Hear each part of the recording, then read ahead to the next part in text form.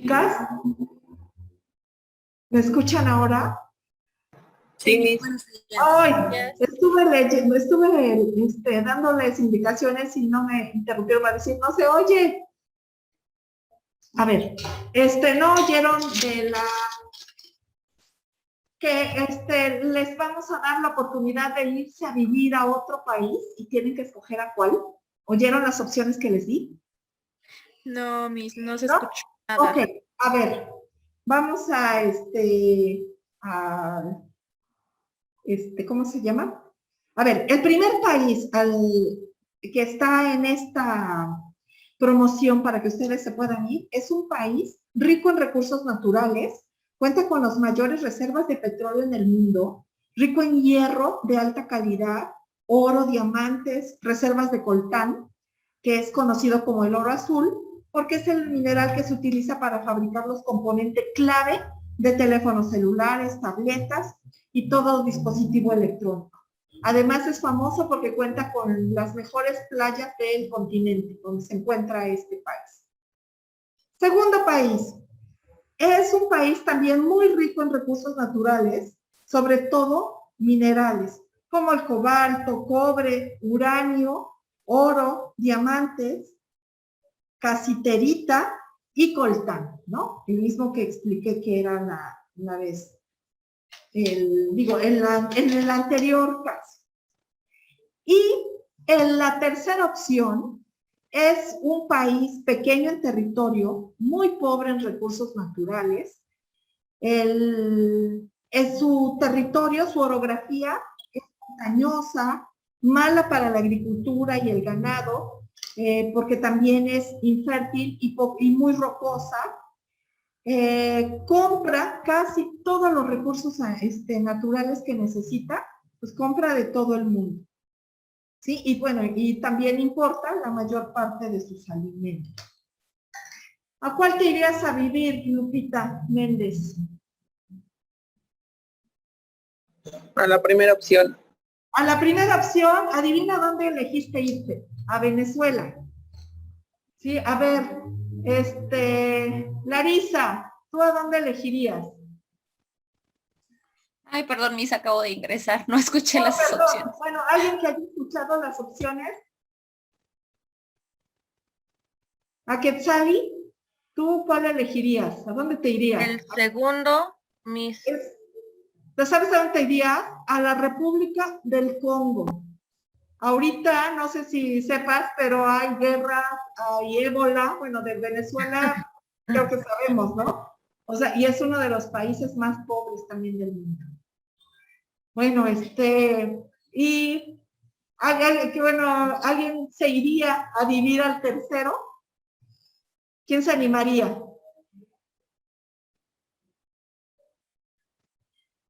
Bueno, el que nadie eligió fue Japón. Que es uno de los, ¿sí? Fíjense.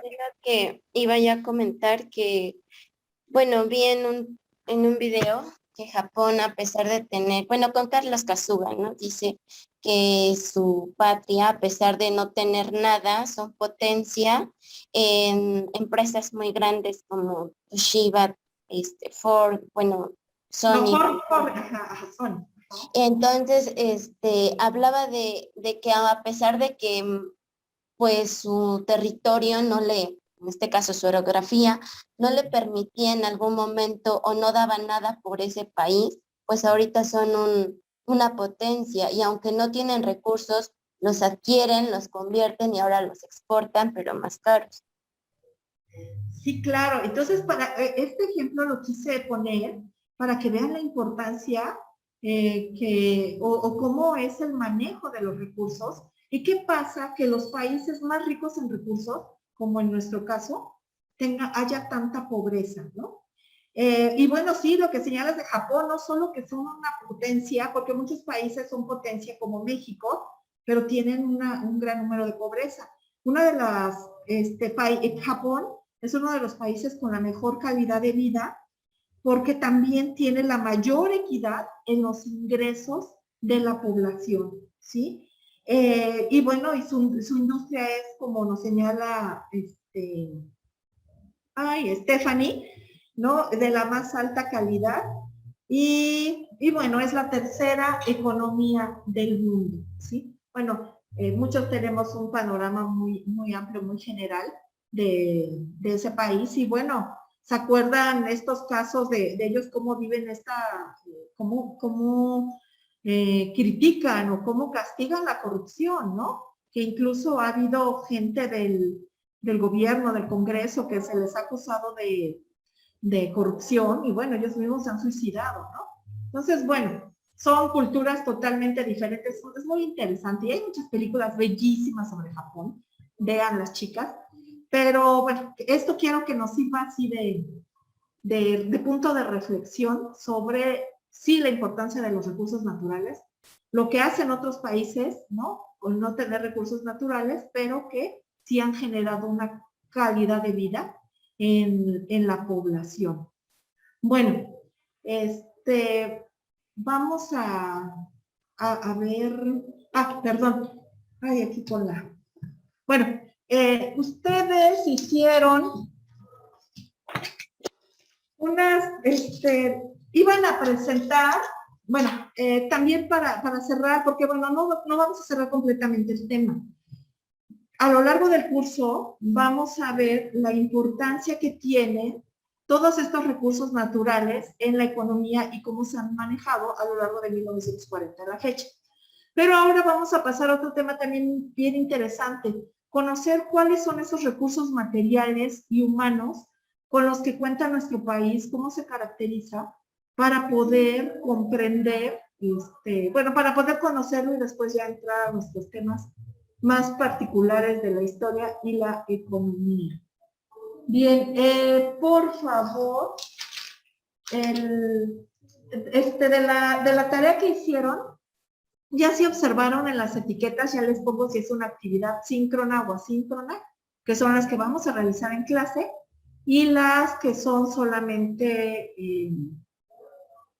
bueno, y las que son tareas, ¿no? Que sí son las que tienen que hacer. No sé si hasta aquí tengan alguna duda.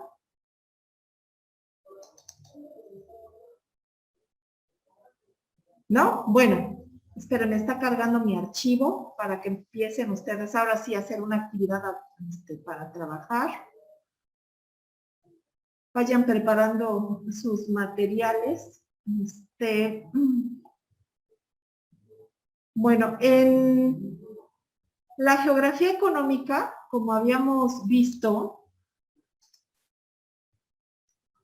es la ciencia que se encarga del estudio de los fenómenos económicos y su distribución geográfica. Díganme con sus palabras, ¿qué hace la geografía económica?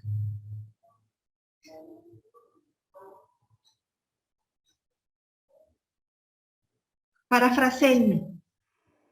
Ay, sí se ve no se ve sí se ve la diapositiva, chicas. No, Miss. No, todavía perdón, a ver. Es que como me cambia la configuración esta máquina, de repente no encuentro, a ver, y es que tardo en cargar, ya está. Ya la encontré. Ahora sí ya se ve la diapositiva. Ya, Miss. Ok. Entonces, a ver, díganme con sus palabras, ¿qué es la geografía económica? Y eso es lo que quiero que hagan en sus trabajos, que si van a citar tal cual, pongan ficha, su referencia en APA y van a parafrasear, ya es con sus palabras, lo que ustedes están explicando, ¿sí? Para evitar caer en un plagio.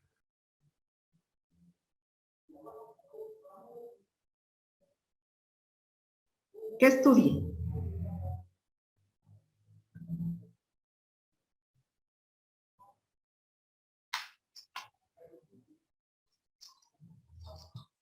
Chicas. Miss, Ajá. considero que más que nada estudia como el entorno o la ubicación, sí, más que nada su entorno del país. En este caso, pues, si hablamos de México, pues hablamos en el contorno en el cual se encuentra. Ajá, muy bien. Sí, bien, ¿a Quetzali? Yo siento que la geografía económica se va más a la riqueza natural de que una población puede tener, de acuerdo como lo mencionaba usted ahorita, sus recursos naturales, sus minerales, lo que producen en la región, valga la redundancia, los recursos naturales, eso es podría ser la geografía económica. Sí, por lo que señalas, entiendo tu idea, sí, está en estrecha relación con la geografía física, ¿no? Que tú señalabas. Entonces, ¿qué hace con ello? Claro.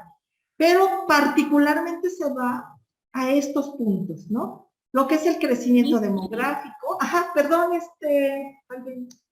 No, Pero no, como su nombre lo dice, ¿no? Geografía económica se va más a lo económico, ¿no? ajá, claro, ¿sí? A estas cuestiones que vamos a ver acá, ¿no? Sí, ¿Sí, Estefania? pues es como el trabajo que hace INEGI, ¿no? Hacer los censos continuamente para sacar la información, hacer estadísticas, y de ahí pues se va, yo me supongo que de ahí varía, por ejemplo, el monto de empleos, todo, o sea, todo deriva a partir de sus estadísticas de INEGI. Sí, exactamente, ¿no? Y vemos, por ejemplo, cómo el crecimiento demográfico tiene que ver también con como lo señalaba, perdón, Villafán. ¿Quién eres? Es que no tengo aquí mi lista. Ay, perdón, María Félix. Perdón, Natalia Cami. Araceli. Ah, sí, Araceli, está bien. No, está bien, perdón. Soy algo... María Félix. Ah, no, María Félix, perdón, Félix. Ok. Entonces, bueno, vemos que aquí entonces la densidad de población, la población económicamente activa y las ramas de los sectores económicos. Todo eso va a estudiar. Nosotros a lo largo del curso vamos a ver cómo se han comportado todos estos elementos, ¿no? En los distintos gobiernos. ¿Por qué vamos a hacer particular énfasis en los gobiernos? Porque en esta época, o en este periodo histórico, los presidentes le imprimieron un carácter muy personal a lo que hicieron, y bueno, se fundamentó sobre todo en 3 proyectos económicos, que es que ya vamos a empezar la siguiente semana y vamos a ir revisando a grandes rasgos qué fueron estos proyectos económicos, ¿sí? ¿Alguien tiene una duda a qué se refiere a alguno de estos puntos? No, creo que son muy básicos, pero si no, bueno, adelante, para que no nos detengamos en ellos. Sí, vean, un ejemplo, para poder entender esto. ¿Qué nos dice este mapa? Este es un mapa de Japón, de 2020. ¿Qué nos dice ¿Es el este censo de mapa? población? Sí, eso, el de población, ¿sí? ¿Cuántas habitantes hay? ¿Hombres, mujeres por año aproximadamente? Ajá, pero ¿qué interpretación le da? Si es la población femenina y masculina, ¿no? Pero ¿qué les dice cómo es las características de la población japonesa? Que la estadística es pareja, o sea, por ejemplo, se ve que donde dice en la edad 70-74, pues se diferencia por muy poco el porcentaje, y en la mayoría de los casos solamente varía por una mínima, a comparación del de nosotros, que variaba mucho. Ajá, muy bien, ¿qué más? Vemos, o sea, con esto vemos que la población en Japón es muy grande. La mayor parte de la población es adulta, ¿no? ¿Y eso qué representa o qué problema económico representa para un país?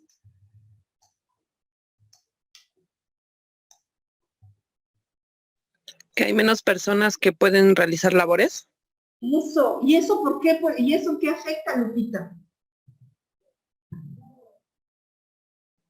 Pues no crecen económicamente. No hay ingresos económicos. Pero además, ¿cuál otro problema le mete al Estado este tipo de características? Y vean, la mayor parte adulta está en la punta de la pirámide, ¿no? Los grupos de edad más grandes. Sí, ¿qué otro El problema? gasto que tiene que solventar el gobierno para el caso de del apoyo a los ancianos, pero es que tienen otro sistema, mis. Al menos son muy disciplinados y una ideología que tienen es trabajar en la juventud para que en la vejez puedan solventarse de alguna manera. Fíjate que este sí es un problema. En el Foro Económico Mundial en Davos hace 2 años, no, hace 3 años, porque fue de los últimos antes de la pandemia. Yo les recomiendo entrar a esa página. Es una organización donde todos los países más ricos del mundo, los hombres más ricos del mundo, se reúnen para ver cuáles son los problemas que hay a nivel económico. Bueno, pues en esa reunión Japón estaba proponiendo un programa de precisamente por ese problema de la gente anciana, el renovar o hacer nuevas leyes que les permitiera también cómo hacer crecer el gasto para poder sostener a esta población. O sea, que así de facilita no la tienen, ¿no? Sí es cierto que son muy disciplinados, pero sí sigue siendo un gran problema para el Estado, porque aparte tenemos que pensar como señalas, ¿no? Que Stephanie, que es un gran gasto, a eso se le llama gasto social, lo que tienen que hacer los estados. Y el gasto es en alimentación, el gasto en pensiones y el gasto en salud. Si ustedes, ahorita lo estamos viendo, las enfermedades son carísimas, ¿no? Y esta pandemia nos dejó ver cuán cara puede ser cualquier enfermedad. Entonces aquí, claro que para países también como Japón representa un gran problema. Y lo que se le criticó a Japón es que está quitando derechos a esa población. O sea, es lo que me parece bastante interesante de ver qué están haciendo esos países, bueno, aunque ofrecen calidad de vida, pero también tienen ese problema económico con esto, ¿no? El otro programa que también hizo Japón fue que hace 15 o 20 años la población japonesa era gordita, era obesa y tenían graves problemas de salud como la diabetes. Ellos viendo que a la larga se iba a convertir en otro gasto muy fuerte, lo que hicieron fue el crear programas, fíjense, a través de las escuelas, con pedagogos y con el sector con nutriólogos, para crear un programa para mejorar, para que la gente aprendiera a comer, pero desde la escuela. Entonces, bueno, si ustedes ven, son maravillosos los programas que hay en los comedores escolares, porque, bueno, tienen una visión completamente distinta. Y si ahora nos fijamos, bueno, es un país, ellos lograron el cambio en 10 años. Pero bueno, como decía Stephanie, tienen la ventaja de que tienen una gran disciplina y otra filosofía de vida, ¿no?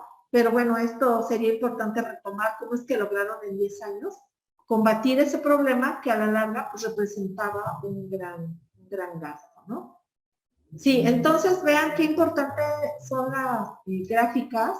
Y bueno, esto lo ponía como ejemplo, ¿no? De esta gráfica que tenemos es de China. ¿Qué vemos en China? ¿Es parecida a la situación japonesa?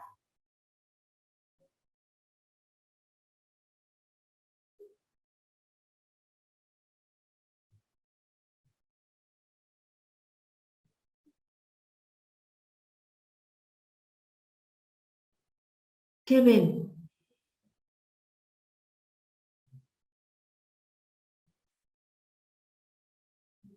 ¿No, chicas? Nada, bueno. A ver, vamos a dejarla acá. Van a hacer ahora en equipos a ver, a Quetzali, ¿tú qué tema abordaste en la tarea? ¿Qué tema investigaron en el INEGI? Yo estaba viendo la tasa de mortalidad apenas de México. Hay una gráfica en el INEGI que nos marca desde el año de 1900 y cachito, no me acuerdo bien ahorita, hasta el 2020. Y obviamente ahorita por lo de la pandemia, pues se despuntó lo de la mortalidad, las defunciones en el 2020 Nos abarca las comparaciones desde 1994 hasta el 2020. Y obvio, pues ahorita por lo de la pandemia, pues está al doble las defunciones, bueno, en el año 2020. Ok, sí. Bueno, vamos a irnos para que ustedes puedan trabajar y van a, perdón, van a hacer traten de ponerle un nombre nos vamos a permítanme. A donde habíamos hecho la anterior actividad. Ay, espérame, es que esta máquina se tarda.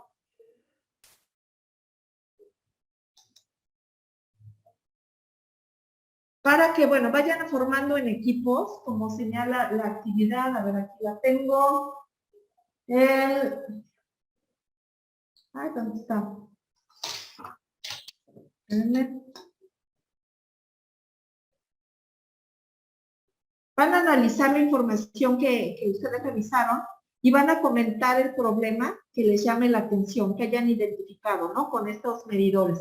Algunos de los temas que ustedes pueden elegir va a ser la educación, la natalidad en México, el empleo. Bueno, les puse algunos ejemplos. En este caso, por ejemplo, Quetzali nos está hablando de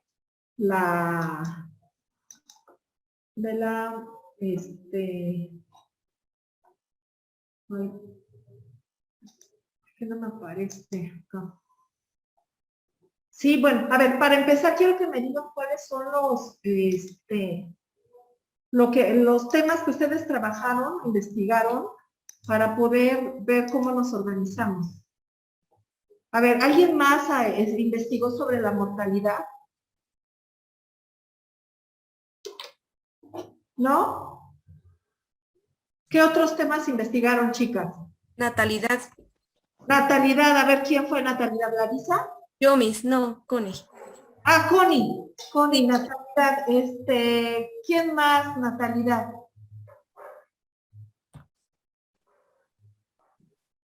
¿Nadie más natalidad? ¿Larisa? No, yo investigué sobre el empleo, sobre todo ahorita con lo de la pandemia, pues el desempleo. Las encuestas que hicieron de adolescentes, bueno, de 18 años en adelante. Ok, sí, Larisa. ¿Quién más? ¿Qué otro tema?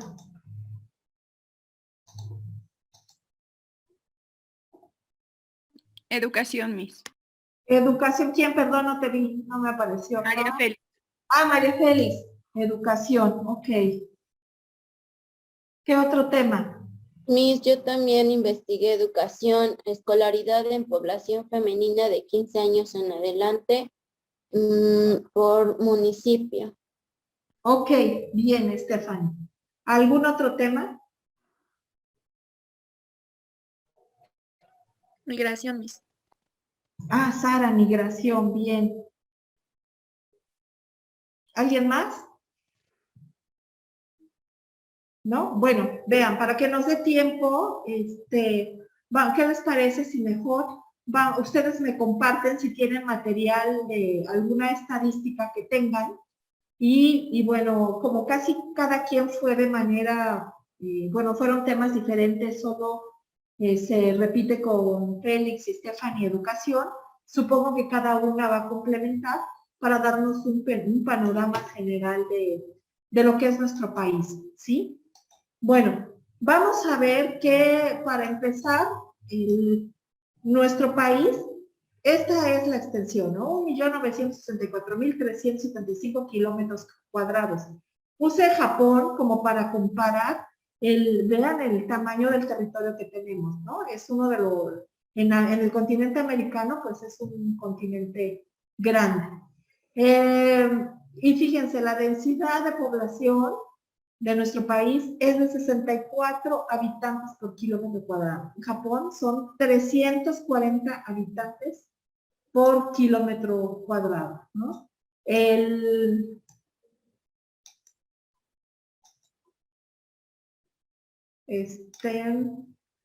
Bueno, somos más de 126 millones de habitantes ya en el país, y bueno, el mayor porcentaje también son mujeres, ¿no? Más que hombres. La edad mediana de nuestro país es de 29 años.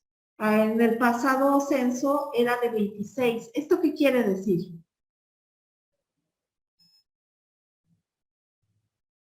Que ahora somos una población más vieja, ¿no? Entonces, bueno, también eso habla de los problemas que van a venir en el futuro. A ver, entonces vamos a ver que la tasa, bueno, aquí nos van a hablar sobre natalidad. ¿Nos quieres platicar, Connie, qué características encontraste sobre la natalidad en México?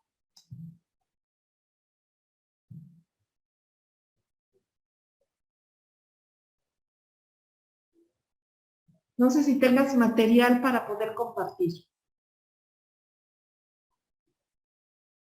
¿Me habla a mí? Sí, Connie. Ajá, sí, Connie.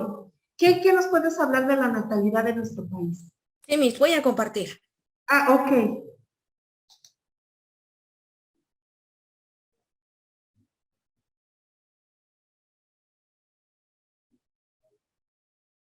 Oigan, es increíble que en las estadísticas, pues tenemos niñas de 12 años ya embarazadas, ¿no? Y está creciendo. Y Puebla es una entidad donde se encuentran los embarazos más tempranos. Sí, Connie.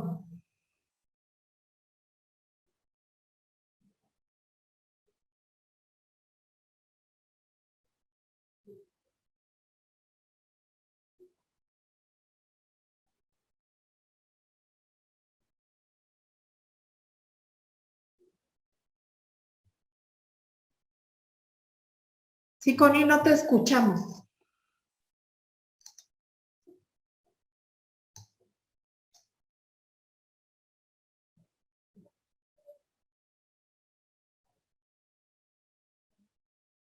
Ya, Miss. Ay, perdón.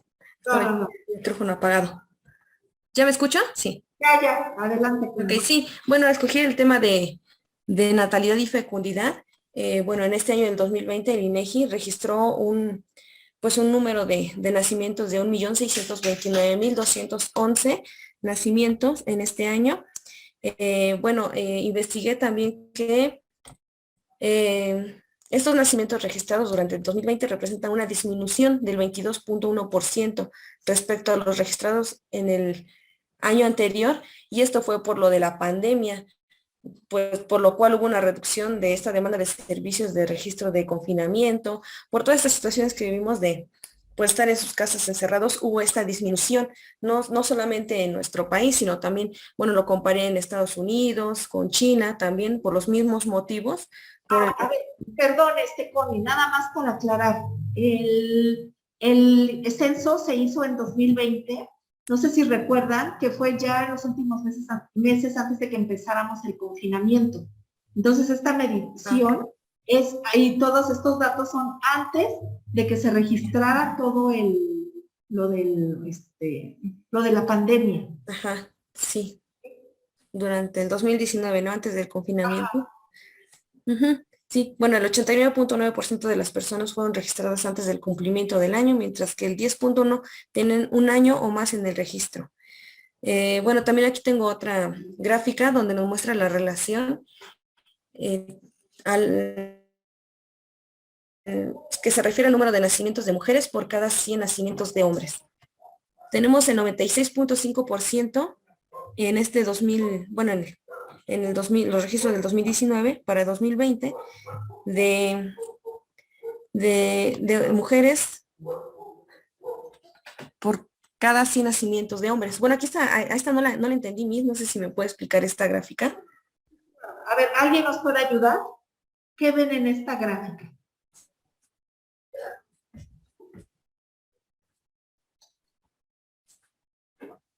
¿Qué ven?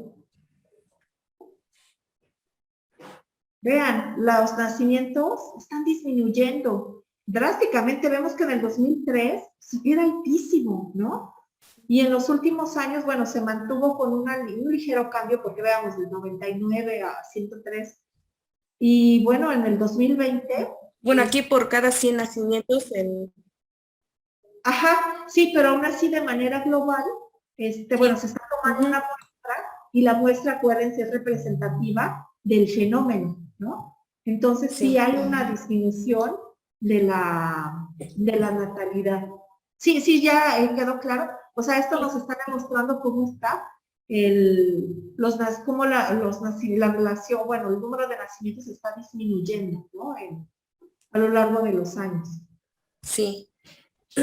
Bueno, también aquí en esta gráfica está el porcentaje de nacimientos registrados en madres adolescentes menores de 20 años. Igual ya es un poco menos que en años como el 2013, 2014. En estos años había un crecimiento más de embarazos en adolescentes. Yo creo que ahorita ya es más por la cultura de que se está, bueno, interiorizando pues en los adolescentes, ¿no? Del uso de anticonceptivos.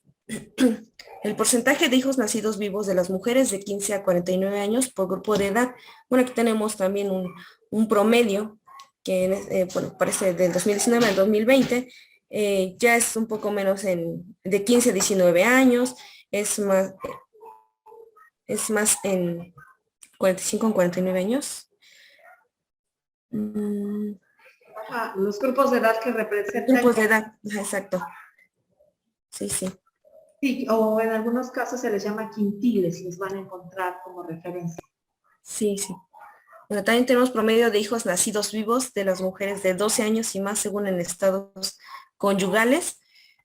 Tenemos aquí que en el 2020 en madres solteras es el 0.3, unión libre 2.1, casadas civiles y religiosamente 3.2, casadas por solo civil, casadas por religiosamente, viudas, divorciadas y separadas. Esta tabla. Ajá, y esto de esta tabla, perdón, ¿qué te llama la atención? Que es más el hijos nacidos. ¿Sí me sabe? Ve esto, ¿no? Por ejemplo, nos vamos a 2020, el 4.9, el promedio, ¿no? Con viudas, y eso pues representa también un problema, ¿no? Sí, sí, económicamente. Sí, el apoyo a madres. Claro, bueno, y bueno, la gráfica, así como las muestras, sí nos puede ir señalando cómo ha ido, pues, disminuyendo, ¿no? Sí. Sí, bien, continúa con... Bueno, aquí no encontré una gráfica de 2020, 2019, 2020, solo encontré esta de relevancia de usos métodos anticonceptivos. No encontré una de 2020, solo pude copiar esta del 2018. Ajá. De usos anticonceptivos moderados en mujeres en edad fértil.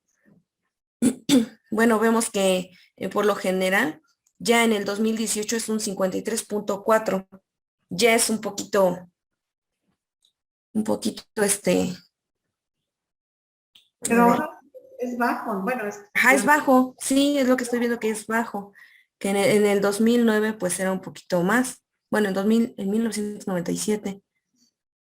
Sí, y esto es bien interesante, Connie, porque ha habido muchos programas para el control de la fertilidad, pero vean, lo interesante es que los programas casi siempre están encaminados a mujeres, ¿no? Y pues una mujer, ¿cuántas veces se embaraza en el año? Una, bueno, se podría embarazar en el año una, y un hombre, ¿a cuántas mujeres podría embarazar en un año? ¿No? Entonces, bueno, aquí es solo para ver pues también hacia dónde deberían ir las políticas del uso de anticonceptivos o, bueno, el uso del control de la fertilidad. Pero, ay, perdón, se me fue otra idea. Perdón. Sí, Connie, adelante. Sí. Bueno, hice una comparación con Estados Unidos, encontré estos datos que, bueno, en la natalidad, un total de 3.604.201 bebés nacidos el año pasado en Estados Unidos. Según un número de informes del Centro para el Control y la Prevención de Enfermedades, eso es un 4% más bajo que en 2019 y el sexto año consecutivo en que la cantidad de nacimientos disminuyó en Estados Unidos. En 2020, esta métrica en Estados Unidos fue de 1.637.000.5 nacimientos por cada 1.000 mujeres. Una vez más, esto fue el 4% más bajo que en 2009. Y una vez más fue un mínimo histórico. Bueno, en la comparación es que también en Estados Unidos pues ha descendido un poco la natalidad. Ajá. Y también, bueno, hice otra comparación con China, que el número de nacimientos registrados en China igual descendió un 15% en el 2020. Igual por un cuarto año consecutivo, una señal que la relajación de la planificación familiar en el país está teniendo un poco impacto. Ajá. Bueno, en China leí un poquito que en 1900, desconozco la fecha, ya no recuerdo bien, que se había, bueno, como que implementado una ley de que solo se podía tener un hijo por familia, y ya que en el 2016 ya se permitía tener dos. Esto por lo que mencionábamos hace rato de que pues era un problema económico en las personas ya adultas por lo que es la pensión, y que ahorita en la actualidad pues está registrando un número menor de nacimientos, y que eso también era un problema porque estaban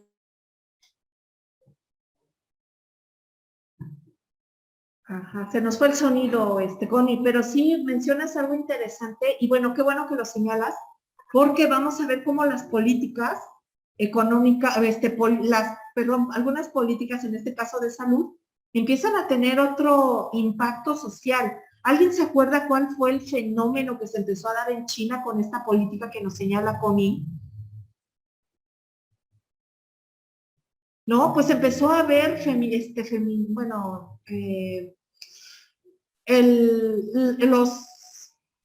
los infanticidios femeninos.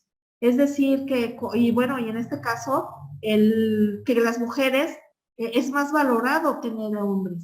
Entonces, y como solo tenían permitido tener uno, se empezó a dar el fenómeno de que las mujeres recurrían a hacerse un aborto cuando sabían que era niña. ¿Para qué? Bueno, para que esperaban que el siguiente embarazo fuera niña, ¿no? Entonces, esto es como un ejemplo de que a veces las políticas no son tan sencillas. Si ustedes recuerdan, también aquí hubo un programa a donde a los niños se les daba un bebé, ¿no? Que algunos eran como mecatrónicos, lloraban y lo tenían que cuidar. ¿Sí se acuerdan de ese programa? ¿Saben cuáles fueron los resultados?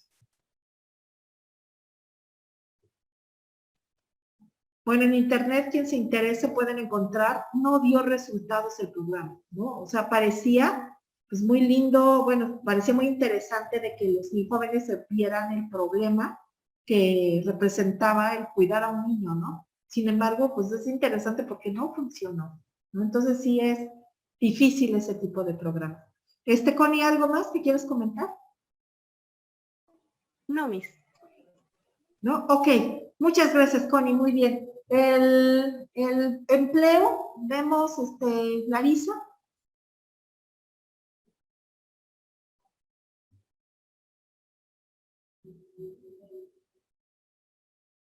Larisa, ¿sí tienes algo que compartirnos de material? Sí, Miss, nada más que está tardando en abrir mi archivo. Bueno. Sí, mientras, chicas, ayúdenos con los comentarios, con mientras nos dices, tú, Larisa, me interrumpe, ¿sí? Sí, Miss, gracias, ya estoy tratando de que abra más rápido, pero... Si alguien quiere comentar algo. También, por ejemplo, los datos que han sacado a raíz de la epidemia de COVID, también han incrementado los nacimientos y se han dado de manera también más temprana, ¿no? El registro tenemos a los 12 años, ¿no? Es algo, pues, muy triste, pues porque realmente una niña no puede tener la madurez para ser mamás. Hay un programa bastante interesante que hay creo que surge en España, que se llama Niñas No Madres. ¿Alguien ha oído de este programa? Bueno, este programa... sí, perdón, Lupita. No, iba a decir que no, me estaba confundiendo. Yo pensé que sí, ya nos traías aquí la información. Bueno, es muy interesante porque este programa lo que hace es precisamente dar educación sexual a las niñas para que, y bueno, en general, políticas públicas, bueno, apoyar que las instituciones se preparen para Listo, Miss. tener políticas públicas. Adelante, compártenos el material. Sí. Entonces, vean ese programa, es muy interesante, pero pues desafortunadamente, ¿qué está pasando en Puebla, por ejemplo, no? Se quiere quitar la educación sexual en las escuelas. ¿Ya se ve? Ya se ve. Bueno, la encuesta que yo realicé, bueno, no la encuesta, sino la investigación que yo realicé fue sobre una encuesta que realizó INEGI telefónica sobre COVID-19 y el mercado laboral aquí en México. El objetivo de esta encuesta fue poder obtener información complementaria sobre las características de la fuerza de trabajo, el impacto que tuvo la pandemia en el mercado laboral y así poder tomar ellos unas decisiones, el diseño y seguimiento de las políticas laborales. Las características más relevantes de esta investigación fue que se realizó en viviendas con usuarios de teléfono de 18 y más años. Fue con una población de 18 en adelante. Fue un muestreo de 5,593 números telefónicos. Fue un método de recolección vía telefónica.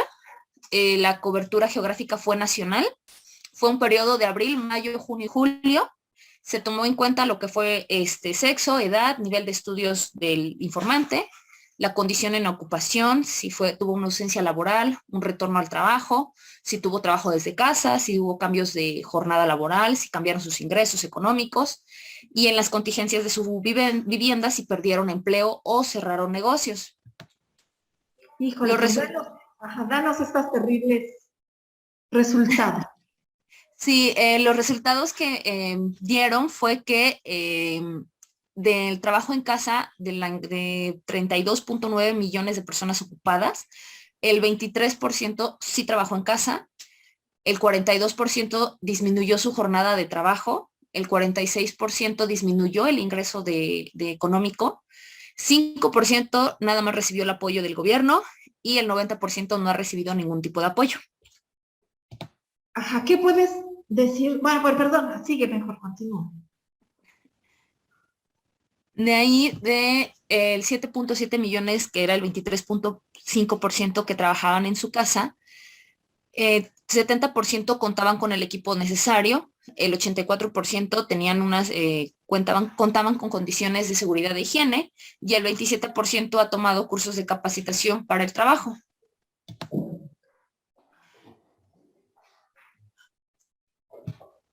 De los 32,9 millones de población que estuvo ocupada, el 24,2 millones es trabajadora subordinada y remunerada, de la cual 6,1 millones fueron suspendidas de su trabajo.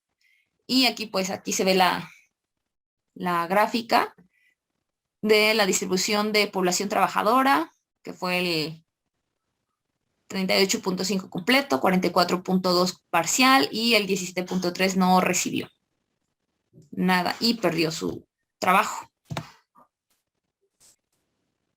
Aquí está la siguiente gráfica, que es trabajador independiente. Y aquí dice las afectaciones por el COVID-19 fue del 41,2, la falta de clientes fue del 32,7, tuvieron otros problemas que fue el 6,1 y no tiene ningún problema fue el 19,9. Y de los trabajos perdidos, del trabajadores subordinados y remunerados fueron 46%, trabajadores independientes fue el 53%, en negocios de hasta 5 trabajadores el 67%, en negocios sin local 53%, sin acceso a servicios de salud fue el 92% y recibió apoyo de algún familiar pues el 22%. ¿Qué te dice eso? ¿Qué conclusiones puedes sacar? Que realmente los trabajadores que estuvieron por parte de como que de gobierno fueron como que los que tuvieron un poquito de más apoyo a comparación de los trabajadores independientes, a los trabajadores que tenían trabajaban en algún negocio pequeño. Porque aquí también nos marca que los servicios de salud solamente fue el 92%. Realmente los que no tienen el servicio de salud. Y los trabajadores independientes son muchísimo más a los trabajadores subordinados, ¿no? Sí, o sea, pues, perdón, a ver, ¿qué más? Si alguien quiere comentar de los trágicos datos que nos trae Larisa. De ahí es igual una comparación con Canadá. Ajá.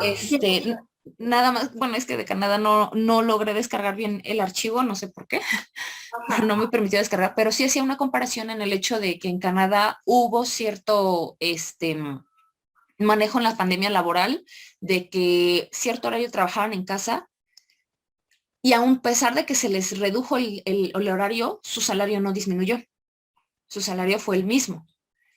De igual manera, no hubo tantos negocios con pérdidas porque el gobierno apoyó esa parte. Claro. No permitieron que como que estos pequeños empresas o micronegocios cerraran, los apoyaban.